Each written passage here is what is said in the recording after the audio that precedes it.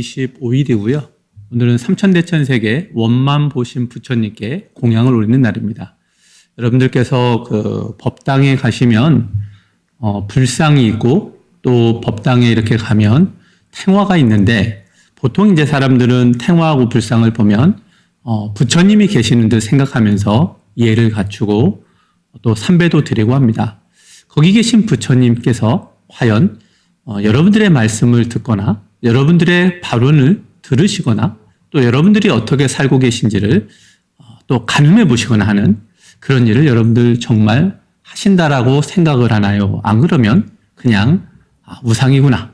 그냥 부처님의 형상을 그냥 기리기 위해서 만든 거구나. 이렇게 생각하시나요? 어쨌든 현지사를 만난 지 얼마 안 되셨거나 불법의 인연이 얼마 안 되신 분들을 위해서 오늘은 부처님이란 어떤 분인지 좀 간략하게 설명을 좀 드리고 또 앞으로 어떤 기도법으로 우리의 고된 삶을 살아가야 되는지 이 부분을 조금 오늘은 이야기할까 합니다. 일단 오늘의 제일에 대해서 좀 설명해 보면 오늘은 음력 25일이고 지금까지 부처님이 되신 분들, 즉 그분들을 저희는 조금 어려운 말로 원만 보신 불이라고 합니다. 지금까지 부처님이 되신 분들은 연화장세계라는 부처님의 나라에 자기의 불신을 두고 그리고 삼천대천세계의 인연 중생을 교화하고 계신다고 그럽니다. 이 부분을 조금 확대해서 여러분들에게 좀 자세하게 좀 설명을 드려보도록 하겠습니다.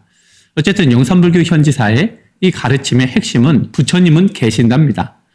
그 부처님이 계시다라는 것을 조금 자세하게 어떻게 하면 그럼 성불을 할 수 있는지 여러분들도 항상 지나다가 성불합시다 하면서 인사하고 다니는데 어떻게 하면 성불할 수 있는지 그 이론에 대한 부분을 조금 간략히 설명해 보겠습니다.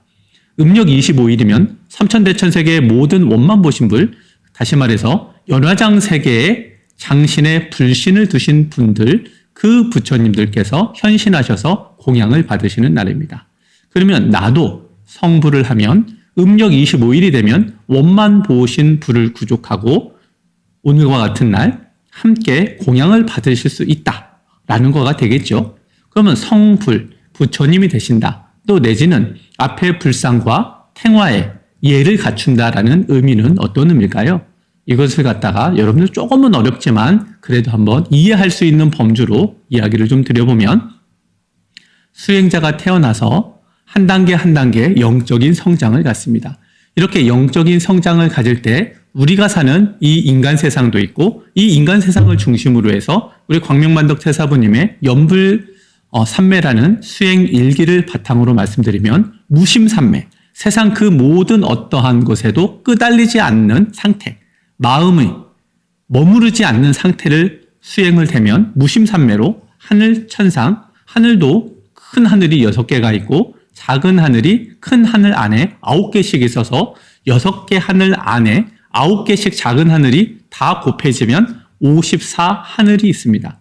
이 하늘 천상 54단계를 이제 넘어가서 성자 하늘이라고 하는 성중하늘, 종래 불교에서 이야기하고 저희도 종래 불교를 부정하거나 그러지 않습니다. 어쨌든 저희가 성자 하늘이라고 하는 성중 하늘에 이제 오르게 되면 총 27단계의 품계가 있고요. 이 품계를 이제 오르면서 한 단계 한 단계 수행 정진하다 보면 이제 최고 정점인 아라한이 되고 이 27단계의 아라한의 법위에 이르러서 더 한 단계 더 나아가면 무르대 아라한이라는 법위가 있습니다. 아라한 중에서도 훨씬 더 수승한 분들이 모여서 수승하는 정토, 그곳에 가서 총 9단계의 품계의 수행 정진을 마치고 더 나아가면은 이제 천녀 정토라는 부처님을 시봉하는 정토가 있습니다. 이 부처님을 시봉하는 것을 배우는 정토에 9단계 품계 동안 수행 정진을 마치면 여러분들 그 대웅보전에 가면 오른쪽 위나 왼쪽 위 내지는 이제 벽 위쪽에 이렇게 과일이나 부처님께 올리는 공양물을 들고 날아다니는 분들이 있어요. 이분들을 천녀라고 부릅니다. 선녀가 아니라 천녀. 선녀는 하늘 세 번째 큰 하늘에 있는 분들을 선녀라고 하고요.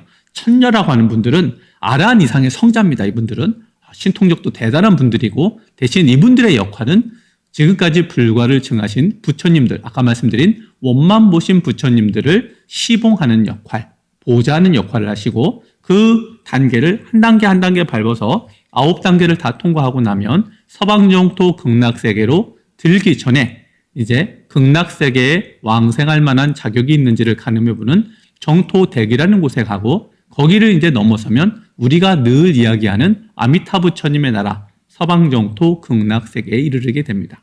이렇게 수행자가 금강산매를 통해서 아라한이 되고 더 나가서 이제는 해인산매를 통해서 서방정토 극락세계를 갈 수 있는 보살의 법위에 이르려면 이제는 이 몸을 벗고 나서는 극락세계에 가게 되는데 극락세계에 간다는 건 참으로 어렵고 힘든 일이지만 그곳에 가면 불퇴전이라고 그래요.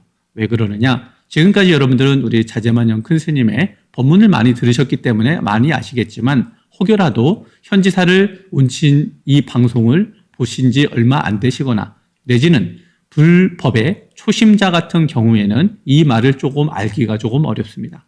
어쨌든 서방정토 극락세계에 가려면 부처님의 절대하신 타력의 힘이 필요합니다. 자력으로 깨우치는 정도만 되어가고 금강산매만 든다고 되는 것이 아니고 해인산매만 본인 스스로 든다 해서 갈 수 있는 것도 아닙니다.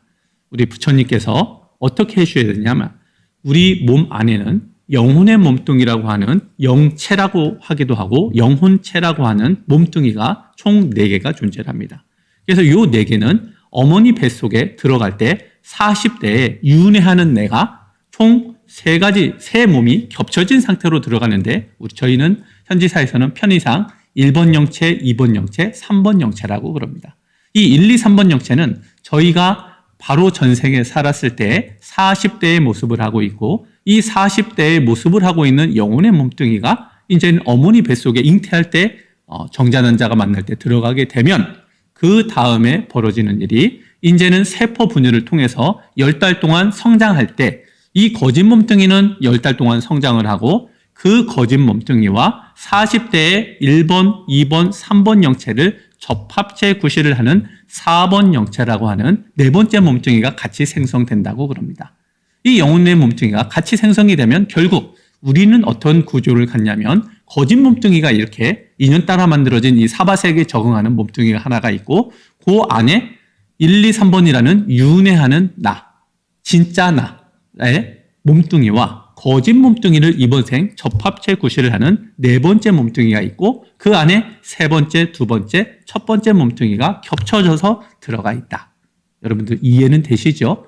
처음 듣는 분들은 좀 생소할 수 있지만 어쨌든 영산불교 현지사에서 세상에 내놓은 영혼체설, 윤회하는 주체는 바로 영혼의 몸뚱이다 하는 것을 여러분들한테 우리 자제만영 큰 스님 또 더 스승님 되시는 광명만도 큰 스님께서 지으신 연불삼매나 또는 21세기 붓다의 메시지를 보시면 여러분들이 좀 더 명확히 아실 수가 있습니다.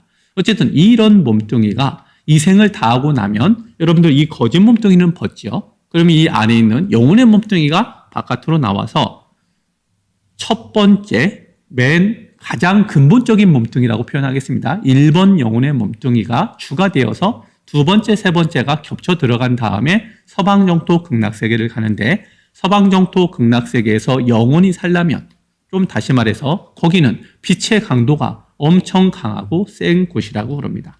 그런 부처님의 엄청난 광명의 세계에서 살려면 우리가 이 사바세계, 이 지구라는 남선부주에 태어나서 살 때 거짓 몸뚱이가 어머니 뱃속에서 나와야 이 남선부주에 영혼의 몸뚱이가 안에 들어간 상태로 살듯이 서방정토 극락세계라는 정토에 가서 살려면 그곳에 이미 적응되어 있는 빛의 몸뚱이, 우리는 그 몸뚱이를 해탈신이라고 표현합니다. 그 해탈신이 꼭 있어야 되고 그 해탈신이 우리들이 윤회하는 나인 1번, 2번, 3번 영체가 그 해탈신 안으로 들어가야 마치 이 남선부주에서 어머니 뱃속에 들어가서 10달의 잉태가 있어야 사바세계에 적응해서 살듯이 부처님 나라 극락이라는 정토에 가서 살려면 저희가 첫 번째, 두 번째, 세 번째 윤회하는 나의 몸뚱이가 이미 만들어진 타력으로 만들어진 부처님의 가피로 만들어진 나의 해탈신, 나의 분신에 들어야만이 그 해탈신과 영혼의 몸뚱이가 개합을 해서 극락에서 영원히 살면서 보살도를 배우고 닦아갑니다. 그 극락에 이제 그것을 왕생했다고 합니다. 그렇게 되려면 영혼의 몸뚱이가 살아생전 부처님의 가피로 영체 분리라고 하는, 우리가 몸뚱이가 이렇게 붙어 있다고 그래요. 영혼의 몸뚱이가 각자 분리가 되어야 되고, 또 분리가 되어서 된 상태에서 정토에 가서 적응할 수 있는 만큼 빛의 강도와 세기가 밝아져야 되니까 업장이 많이 소멸이 되어서 저 아침에 뜨는 태양처럼 빛이 나야 되고, 또한 사중제가 소멸이 되는 우리 문수보살님이 지니고 계시는 권능이라고 할까요? 부처님이 계신 고유의 능력, 사중제 소멸을 받아야 되고, 또 여러분들이 아주 지중한 업장은, 너무 지중한 업장은 소멸이 되어야만 되고, 또 더 나아가서는 여자의 몸을 지니고 계신 분들, 영혼의 몸뚱이도 이제 여자의 몸이 되니까 변여성남에서 정토는 남자만 가서 태어난다고 합니다. 그래서 비록 이 사바세계의 여자 수행자라도 하더라도, 선녀인이나 비구니 스님이나 등이라고 하더라도 이 거짓 몸뚱이에서 나갈 때 안에 있는 나의 윤회하는 본체인 1번, 2번, 3번의 영혼의 몸뚱이는 남자로 바뀌는 걸 우리가 변여성남이라고 합니다. 그 상태로 해탈신이 있는 나의 분신의 딱 몸이 합쳐져야만 그 비로소 극락왕생이라고 하고, 이렇게 해서 극락에 태어나게 되면 총 27단계의 품계를 통해서 보살도 공부를 해갑니다. 나 없는 공부와 보살행에 대한 공부를 한 단계 한 단계, 27단계부터 26단계, 저희는 이제 품계라고 합니다. 27품, 26품, 25품 이렇게 올라가는데, 밑에 9단계를 하품보살이라고 하고, 또 이제 그 바로 위에 19품, 18품부터 그죠?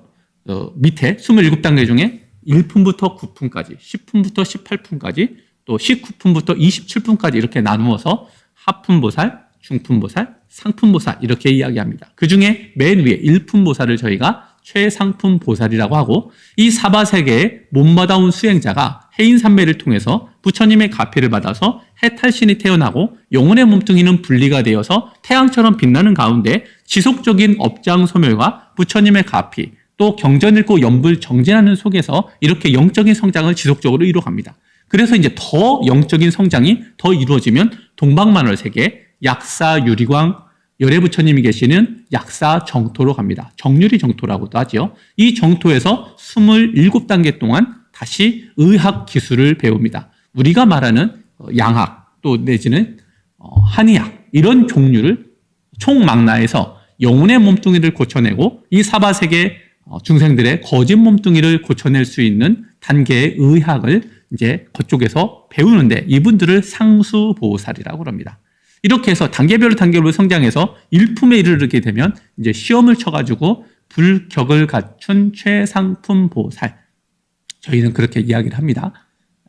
물론 이제 화엄경이나 이런 여러 경전에는 표현을 좀 달리하기도 하지만, 이제 조금 저희가 표현을 하자면 불격을 갖춘 최상수 보살이라고 표현하는 그런 법위에 이르게 되고, 그 법위도 상, 중, 하로 나누어서 이제 점점점 빛이 부처님의 빛, 부처님의 빛은 무량광이라고 하고 백종 오색광이라고도 하고 이렇게 경전에 많은 이야기가 나오지만, 어쨌든 태양빛보다 한량없이 밝고 아름다운 빛인 부처님의 빛이 백이라고 했을 때, 그 수행자가 내고 있는 영혼의 몸뚱이가, 그 수행자가 내고 있는 그 빛이 부처님의 이제 광명, 무량광이라고 하는 빛덩어리와 광도, 밝기가 같아져야 되고 세기가 같아져야, 광도와 강도가 딱 같아지면 그 수행자가 이제는 삼매 들 때 대적정 삼매라고 하는 더 이상 없는 최고의 깨달음을 얻었을 때 드는 삼매를 듭니다.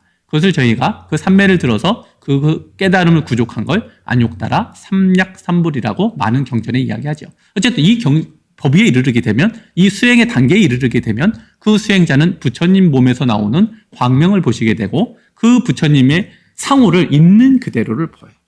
그래서 영산불교 현지사에 모셔져 계신 우리 부처님의 불상이나 팽화의 모습은 머리 깎고 계신 부처님의 모습입니다. 이유는 첫 번째가 영산 당시 석가모니 부처님께서 실제로 이 남선부주 중생교화 하실 때 그 부처님께서 보리수나무 밑에서 다시 한번 안욕따라 삼약삼보리를 이루시고 나서 당신 스스로 이 번뇌망상, 이 무명초라고 번뇌망상의 상징과 같은 이 무명초를 버려버리고 말 그대로 중생심, 욕심과 화냄과 어리석음으로 살아가는 중생의 마음에서 이제는 완벽히 벗어나서 오직 성자의 길, 나 아닌 남만을 위하고 언제나 베푸시는 자비의 마음만 지니신 부처님의 모습으로서 모든 능력을 구족하시고 중생 교화를 나가실 때 당신 스스로 머리를 깎고 또 사문이라고 해서 그곳에 출가하는 출가자들, 또 이제는 중생들의 삶이 아니라 중생들의 반대삶, 성자의 삶을 살아야 된다고 해서 이 머리를 깎고 수행을 시켰어요. 그래서 스님들이 머리를 깎고 있는 거죠. 그래서 그때 당시 부처님께서 불과를 다시 증하시고 수행자들에게 가르침을 주셨을 그때 당시의 모습으로 우리가 표현하자라는 것이 첫 번째 이유였고요. 두 번째는 전생에 가섭존자셨던 광명만덕 큰 스님, 또 안한존자셨던 자제만영 큰 스님께서 불과를 증하시고 아까 말씀드린 대로 이제는 수행의 법위가 최고에 이르르니까 무량광으로 이루어진 부처님의 불신, 부처님의 모습을 있는 그대로 보니까 모든 부처님들은 머리를 깎고 계신 상호를 지니고 계시더라.